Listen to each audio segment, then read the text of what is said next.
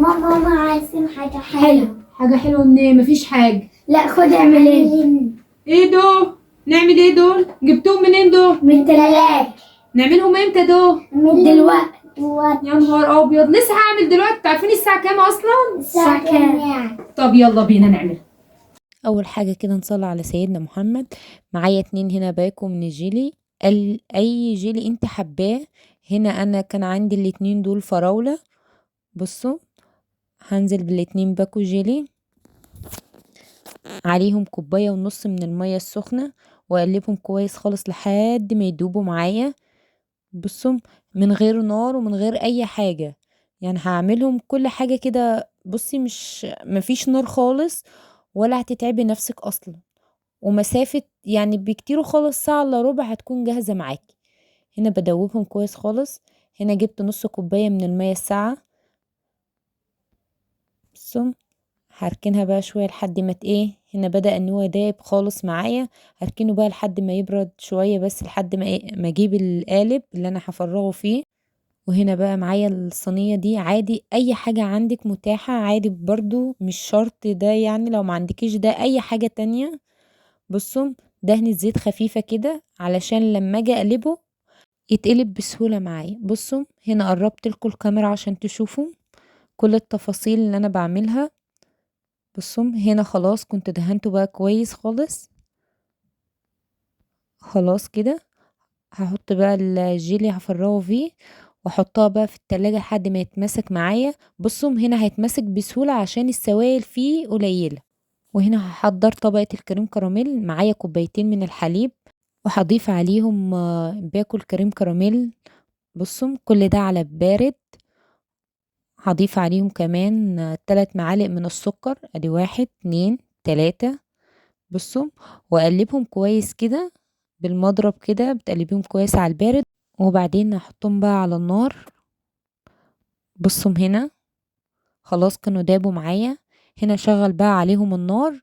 بصوا، هو اصلا الكريم كراميل يغلي معاكي، هو هيغلي معايا بس مش هيتقل معايا على النار. هو بس كل ما بيبرد بيبتدي يتقل معايا. بصوا، هفضل اقلب فيه كده لحد ما يبتدي يغلي معايا، وبعدين اطفي عليه النار. بصوا، هنا بدأ ان هو بقى يغلي معايا.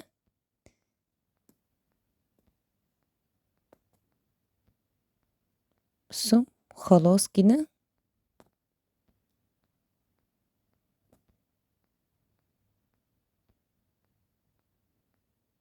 هو بيغلي معايا اصلا. طفيت عليه النار. بصوا، هنا بقى كل شوية بقلب فيه. ليه؟ عشان انا عايزاه يبقى بارد، مش بارد قوي ولا هو سخن قوي. بصوا، كل شوية بروح واجي واقلبه كده تقليبتين عشان ما يتكتلش معايا ويفضل دافي. بصوا، هنا كان الجيلي تماسك خالص. انا عايزاه دافي. ليه؟ عشان اما احطه على الجيلي لو بقى سخن هيسيح، يعني ايه، هيخلي الجيلي يفك معايا خالص. لا، انا عايزاه دافي. هنا كان عندي البسكوت ده اختياري، زي ما انت حابة. عايزة تحطي ماشي، مش عايزة تحطي برضو براحتك، بس البسكوت بيديه طعم تاني خالص. هنا حطيت، والبسكوت عادي خالص، يعني اي بسكوت متاح عندك. هنا بقى هنزل بالكريم كراميل كده. بصوا، هنا كان دافي، هو لسه بس بدأ ان هو فيه يعني ايه، حرارة طالعة منه كده، بس هو دافي مش سخن خالص. هنا هحط بقى كمان طبقة بسكوت.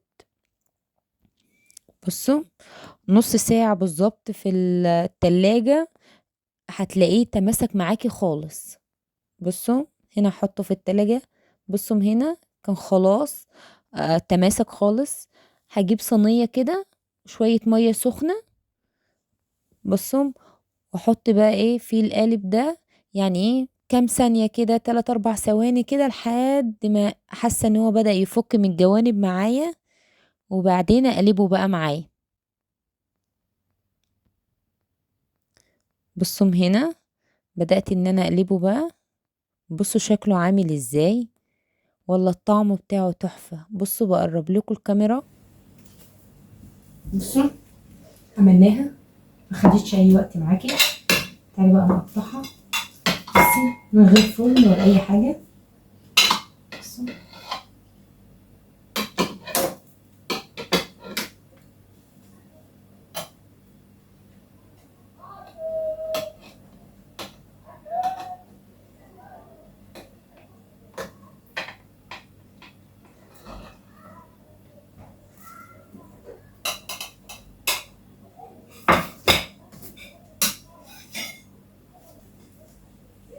هعمل ازاي؟